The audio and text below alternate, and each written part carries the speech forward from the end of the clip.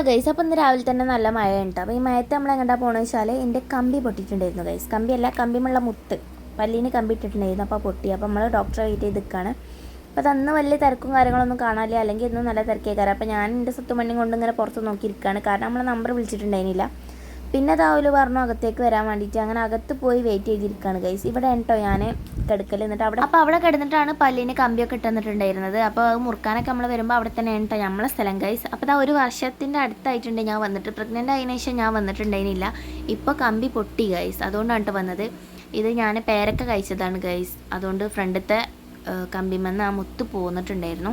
അങ്ങനെ പോവേണ്ടത് നിർബന്ധമായപ്പോൾ ഞാൻ പോകുന്നതാണ് ഗൈസ്. അപ്പോൾ ആണെങ്കിൽ ഡോക്ടറില്ല, ആകെപ്പെട്ടു ഗൈസ്. ഇനിയിപ്പോൾ നമുക്ക് അടുത്ത ആഴ്ചയാണ് ഒരു ഡേറ്റ് തന്നിട്ടുള്ളത്, അന്ന് പോകാനാണ് പറഞ്ഞിട്ടുള്ളത്. ഏതായാലും നമ്മൾ പോകുന്നു. സ്വത്തുമണി നല്ല ഉറക്കം ഉറങ്ങിയിട്ടുണ്ടായിരുന്നു.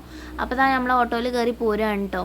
ഈ ചേട്ടനാണെങ്കിൽ ഒടുക്കത്തെ സ്പീഡായിരുന്നു. പഠിച്ചോനെ നിങ്ങൾ കാത്തോളി എന്ന് പറഞ്ഞിട്ടാണ് ഞാനും ഉമ്മയും വണ്ടിയിൽ ഇരുന്നിട്ടുണ്ടായിരുന്നത്. കാരണം അത്രയും സ്പീഡിലാണ് മെയിൻ റോഡിൽ നിന്നൊക്കെ ആൾ പോയിട്ടുള്ളത്. തട്ടും തട്ടിയില്ല എന്ന് വിചാരിച്ചിട്ടാണ് നമ്മൾ എത്തണട്ടോ ഗൈസ്. കയറിയതേ ഓർമ്മയുള്ള വീട് മുറ്റത്ത് എത്തിയിട്ടുണ്ടായിരുന്നു. അത്രയും സ്പീഡിൽ വന്നുകൊണ്ട് ഏതായാലും കുഴപ്പങ്ങളൊന്നുമില്ല, തിരിച്ചെത്തിയിട്ടുണ്ട്. അപ്പോൾ നിങ്ങൾക്ക് ഇഷ്ടപ്പെടാൻ ലൈക്ക് ചെയ്യാൻ മറക്കരുത് ഗൈസ്.